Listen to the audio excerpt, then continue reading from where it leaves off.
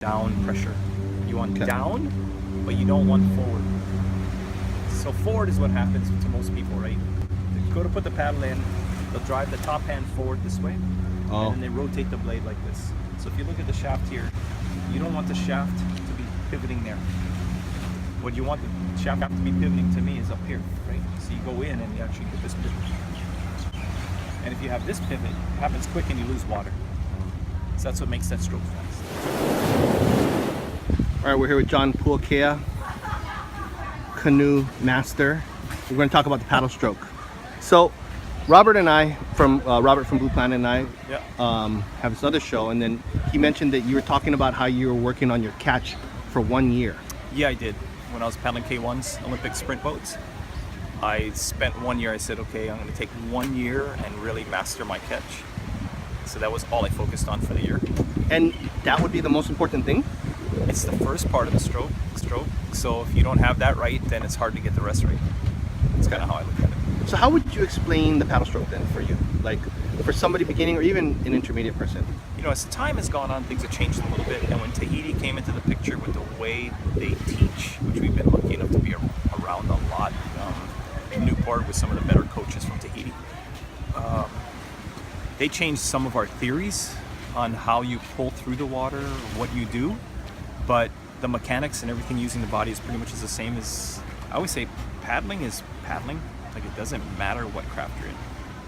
You know, you set the blade, you load the blade, you put pressure, and you wait for that craft to get there. So the slower the craft, the slower the paddle is going to come through the water. That's how I look at it. And then, so if I am like, let's say you're a beginning student, what would you tell me the most important things to learn right off the bat? The first thing to learn, I think the most important thing to learn in the beginning is the catch. Because if you have cavitation, then your paddle's slipping. What does that mean? Catch and cavitation means the water is moving around the paddle and it's not locking the blade in the water. So if you don't, in a way it's kind of simple. If you don't set that blade completely, and the way I see it is, and you have solid water on both sides of this paddle, it will not lock.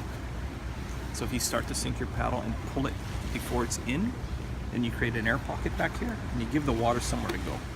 So now the paddle's going to move, the water's going to run around it. Okay. If you set the whole blade before you pull it, then it's locked. Then the craft has to move. So when you think about the stroke, are you thinking about in stages? Like the catch is one stage? I do. I think about the catch and the pressure as being the one stage, the first part of the stroke. Okay. Like down and load at the same time. And then I try to engage the body and put I like to say, pressure on the blade instead of pulling the blade.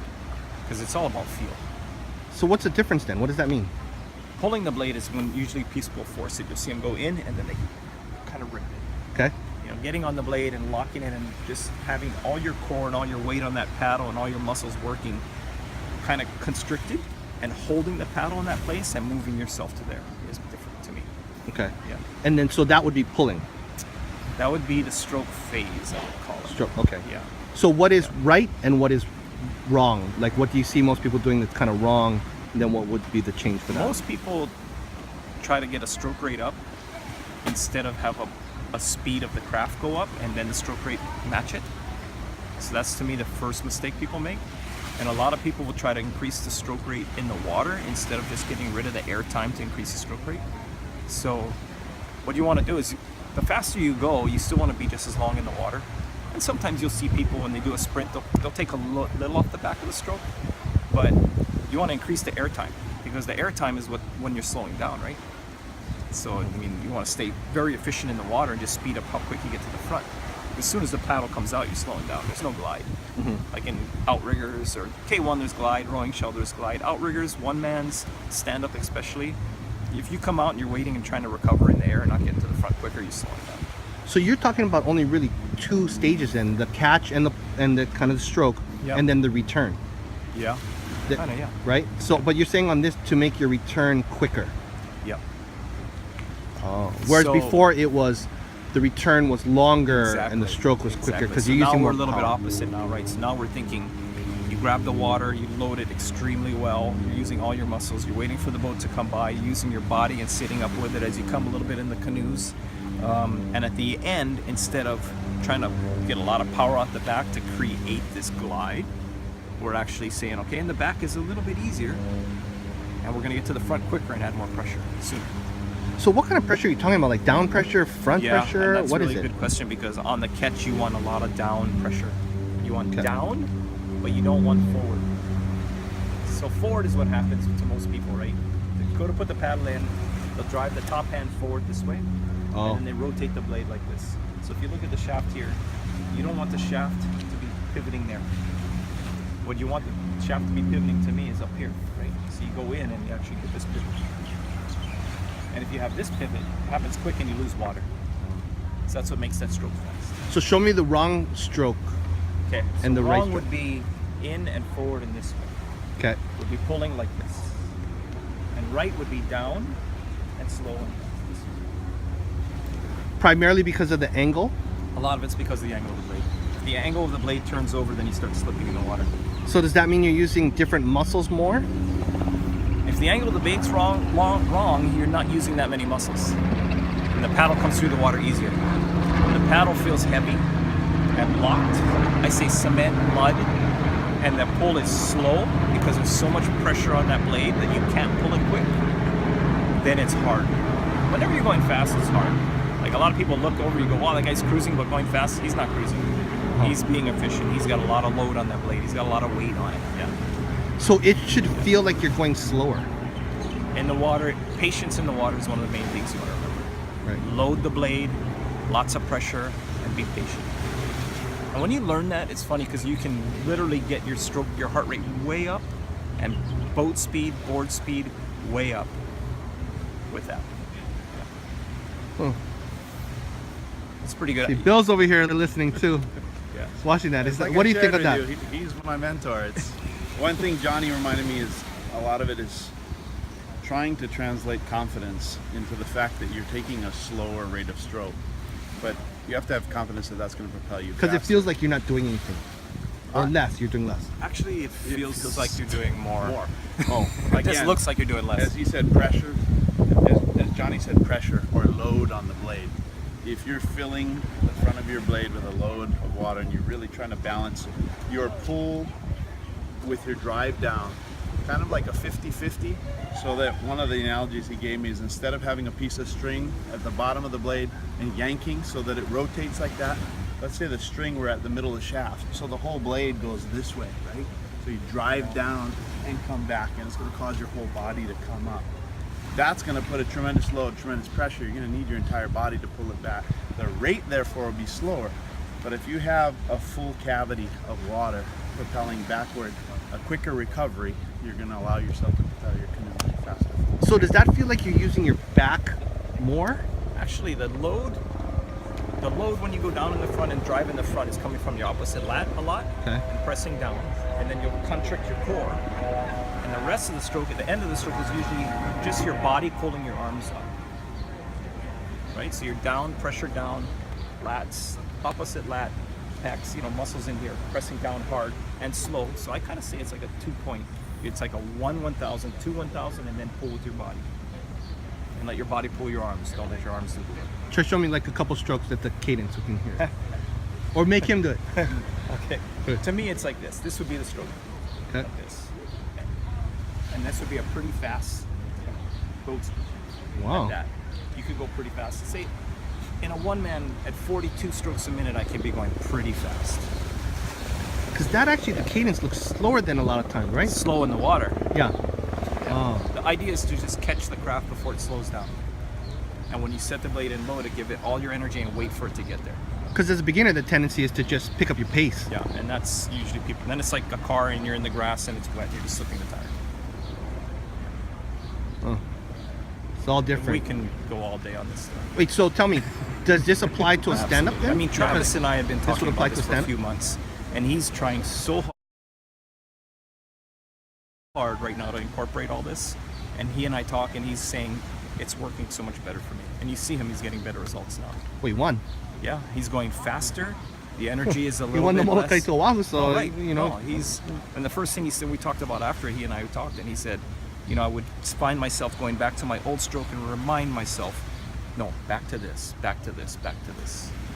So he's one of the guys that you can see at a top level incorporating it and getting benefit from it. Would the new stroke cause more pain on your body? Like Less. it would cause less pain in your body. It's actually easier on your body because there's more momentum and more body weight being used. Yeah. So it almost feels like you're working. It feels like you're working hard because you're like lifting weights. Yeah. More feeling, The right? pressure is more, but the timing of the pressure and the way you, like before we used to teach, twist out, rotate, way out here, and then if you go too much, now you lose the down, you lose the body weight, right? Body weight is there if you're here. You go like this, now I'm off my weight, right? And then people would push and just pull with half their body, right? And by the way, it's not a new stroke. Tahitians have been doing this for 10 years. We're just late to catch on. They're using their whole body weight on the blade forward, pressing down a lot with the top hand, and then just coming up with the body. So, and then going forward fast and catching this boat soon enough.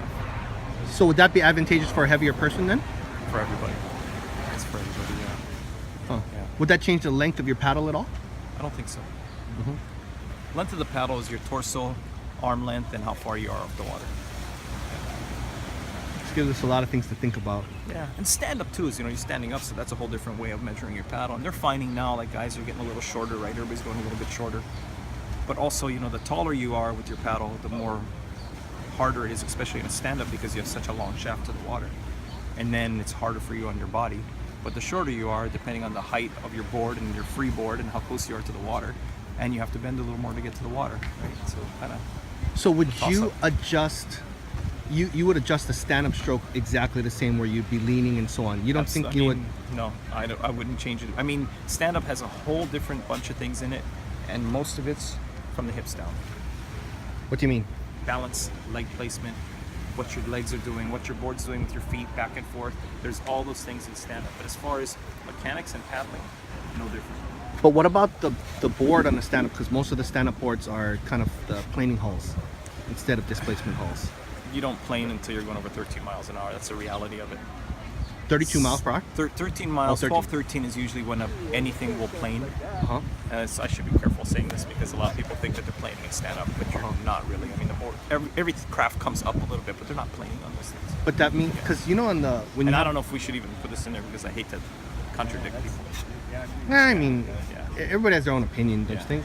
But then before it was like, if you have the displacement hull, then you could do that because the thing would kind of come back up and so on, whereas the planing would I mean, tend I to believe compress in the anything front, no? under 12 miles an hour is displacement, Oh, right? I mean, outriggers, we tried to do planing hulls on them. They're actually slower. But stand-up, you have balance. uh-huh, I mean, if you go displacement round hull, you're not going to be able to stay on the thing. right.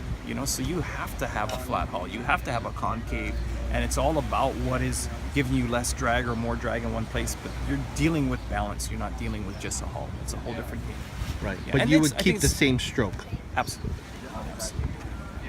I mean, look at the guys who are doing. I mean, Travis is doing really well. Danny's doing really well. T2, George Cronstead.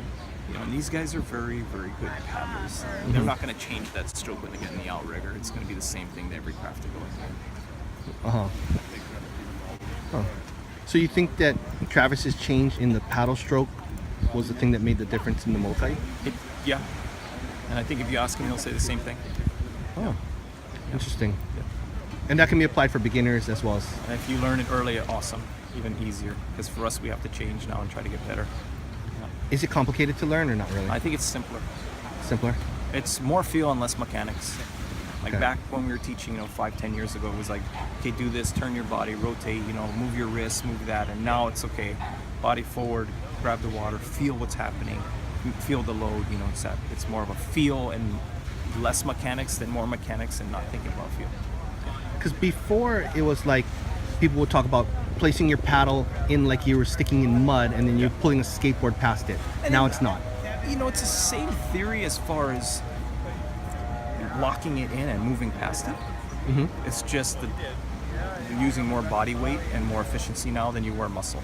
Before it was more about mechanics and muscle, and I feel like now it's more about body weight and efficiency and leverage. How much of your legs are you using in this? Not as much as people thought before. Because before it was like full on use your legs, right? Yeah, and now it's not as much because now is what you're using more body weight in the front than leg drive. What about on a stand-up? Same? Stand up, you have legs involved because that's where you're connected. You're connected with your feet to the board. Right. Your legs are really, really important in stand up. What's happening with them. Okay. Interesting. some more things to confuse us. Yeah, you know, I do a lot of clinics now, and everybody looks at me like, that's the opposite. And I'm all like, yeah, it is, you know, but it's what's working now. Progression, right? It is, it really is. You gotta keep up with the times, and I've been lucky enough to be around some of the best people and learn, you know. Do you think that on your newest canoes, because you know they're advanced in shape and so on, that this kind of exponentially makes a difference? It does, because with my canoes, they're a very round hull, and they're sensitive. And the rougher you paddle, the harder it is for it to go fast. Oh. And the cleaner and smoother you paddle, the faster the canoe goes. So if you're paddling really clean and smooth, you get less effort for more speed. But Right. if you really try to muscle the canoe, it's a sensitive boat, it'll rough it up and it doesn't like it. Sometimes they say it's like a teacher, you know, it's teaching you. Right. Okay. Well, that's a lot Yeah, it's a lot. from the guru, No, Johnny Puakea. just a lucky guy. Okay, thanks so much. Okay. So the yellow has a yellow logo on it and yellow ABS edge. Oh, okay. And then the green is a 6-man paddle or some of the bigger guys actually like it in the 1-man on a downwind. And we just did a green logo with a green ABS edge. So both of them have ABS then? Yeah, they do. Okay. Yeah. And both of the blades are fairly thin. They are.